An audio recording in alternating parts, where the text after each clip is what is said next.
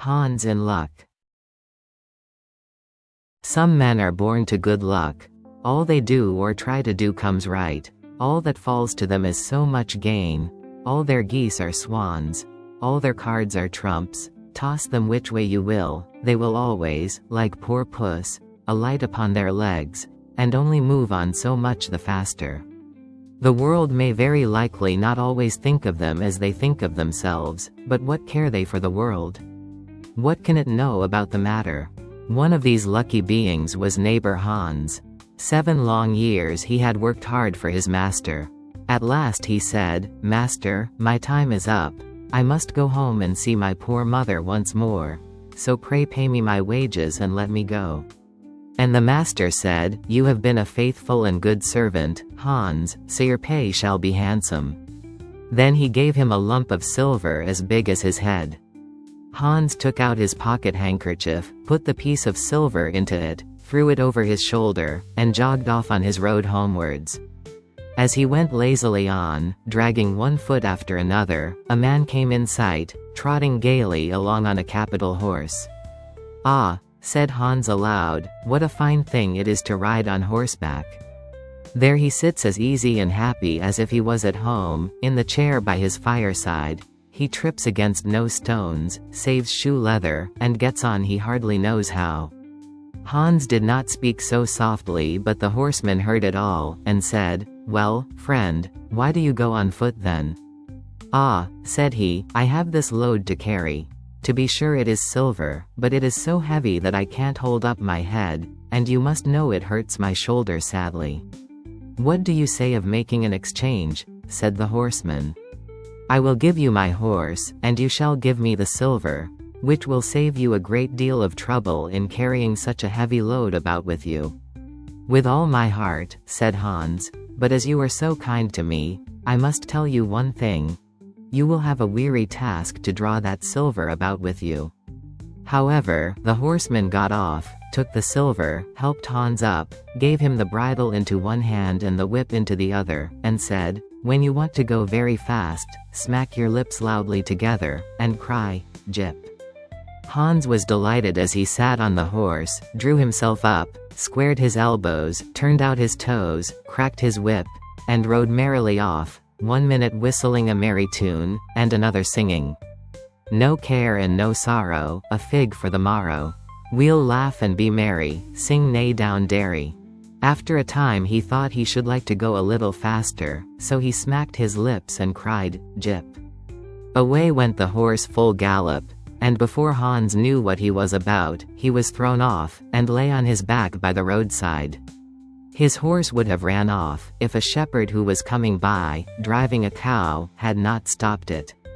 Hans soon came to himself, and got upon his legs again, sadly vexed, and said to the shepherd, "This riding is no joke, when a man has the luck to get upon a beast like this that stumbles and flings him off as if it would break his neck. However, I'm off now once for all. I like your cow now a great deal better than this smart beast that played me this trick, and has spoiled my best coat, you see, in this puddle, which, by the by, smells not very like a nosegay. One can walk along at one's leisure behind that cow, keep good company, and have milk, butter, and cheese, every day, into the bargain. What would I give to have such a prize?" "Well," said the shepherd, "if you are so fond of her, I will change my cow for your horse. I like to do good to my neighbors, even though I lose by it myself." "Done," said Hans, merrily. "What a noble heart that good man has," thought he. Then the shepherd jumped upon the horse, wished Hans and the cow good morning, and away he rode. Hans brushed his coat, wiped his face and hands, rested a while, and then drove off his cow quietly, and thought his bargain a very lucky one. "If I have only a piece of bread, and I certainly shall always be able to get that, I can, whenever I like, eat my butter and cheese with it. And when I am thirsty I can milk my cow and drink the milk. And what can I wish for more?" When he came to an inn, he halted, ate up all his bread, and gave away his last penny for a glass of beer. When he had rested himself he set off again, driving his cow towards his mother's village. But the heat grew greater as soon as noon came on, till at last, as he found himself on a wide heath that would take him more than an hour to cross, he began to be so hot and parched that his tongue clave to the roof of his mouth. "I can find a cure for this," thought he. "Now I will milk my cow and quench my thirst." So he tied her to the stump of a tree, and held his leathern cap to milk into, but not a drop was to be had. Who would have thought that this cow, which was to bring him milk and butter and cheese, was all that time utterly dry? Hans had not thought of looking to that. While he was trying his luck in milking, and managing the matter very clumsily, the uneasy beast began to think him very troublesome, and at last gave him such a kick on the head as knocked him down, and there he lay a long while senseless. Luckily a butcher soon came by, driving a pig in a wheelbarrow. "What is the matter with you, my man?" said the butcher, as he helped him up. Hans told him what had happened, how he was dry, and wanted to milk his cow, but found the cow was dry too. Then the butcher gave him a flask of ale, saying, "There, drink and refresh yourself. Your cow will give you no milk. Don't you see she is an old beast, good for nothing but the slaughterhouse?" "Alas, alas," said Hans, "who would have thought it? What a shame to take my horse, and give me only a dry cow. If I kill her, what will she be good for? I hate cow beef, it is not tender enough for me. If it were a pig now, like that fat gentleman you are driving along at his ease, one could do something with it, it would at any rate make sausages." "Well," said the butcher, "I don't like to say no, when one is asked to do a kind, neighborly thing. To please you I will change, and give you my fine fat pig for the cow." "Heaven reward you for your kindness and self-denial," said Hans, as he gave the butcher the cow, and taking the pig off the wheelbarrow, drove it away, holding it by the string that was tied to its leg. So on he jogged, and all seemed now to go right with him. He had met with some misfortunes, to be sure, but he was now well repaid for all. How could it be otherwise with such a traveling companion as he had at last got? The next man he met was a countryman carrying a fine white goose. The countryman stopped to ask what was o'clock. This led to further chat, and Hans told him all his luck, how he had so many good bargains, and how all the world went gay and smiling with him. The countryman then began to tell his tale, and said he was going to take the goose to a christening. "Feel," said he, "how heavy it is, and yet it is only 8 weeks old. Whoever roasts and eats it will find plenty of fat upon it, it has lived so well." "You're right," said Hans, as he weighed it in his hand, "but if you talk of fat, my pig is no trifle." Meantime the countryman began to look grave, and shook his head. "Hark ye," said he, "my worthy friend, you seem a good sort of fellow, so I can't help doing you a kind turn. Your pig may get you into a scrape. In the village I just came from, the squire has had a pig stolen out of his sty. I was dreadfully afraid when I saw you that you had got the squire's pig. If you have, and they catch you, it will be a bad job for you. The least they will do will be to throw you into the horse pond. Can you swim?" Poor Hans was sadly frightened. "Good man," cried he, "pray get me out of this scrape. I know nothing of where the pig was either bred or born, but he may have been the squire's for aught I can tell. You know this country better than I do, take my pig and give me the goose." "I ought to have something into the bargain," said the countryman. "Give a fat goose for a pig, indeed. 'Tis not everyone would do so much for you as that. However, I will not be hard upon you, as you are in trouble." Then he took the string in his hand, and drove off the pig by a side path, while Hans went on the way homewards free from care. "After all," thought he, "that chap is pretty well taken in.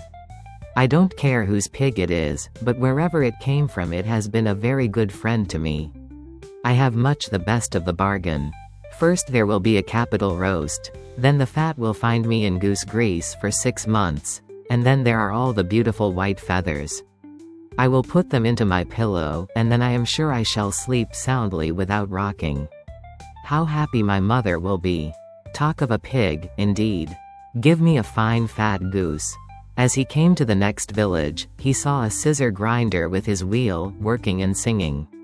O'er hill and o'er dale, so happy I roam, work light and live well, all the world is my home. Then who so blithe, so merry as I? Hans stood looking on for a while, and at last said, "You must be well off, Master Grinder. You seem so happy at your work." "Yes," said the other, "mine is a golden trade. A good grinder never puts his hand into his pocket without finding money in it. But where did you get that beautiful goose?" "I did not buy it, I gave a pig for it." "And where did you get the pig?" "I gave a cow for it." "And the cow?" "I gave a horse for it." "And the horse?" "I gave a lump of silver as big as my head for it." "And the silver?" "Oh, I worked hard for that 7 long years." "You have thriven well in the world hitherto," said the grinder. "Now if you could find money in your pocket whenever you put your hand in it, your fortune would be made." "Very true. But how is that to be managed?" "How? Why, you must turn grinder like myself," said the other. "You only want a grindstone, the rest will come of itself.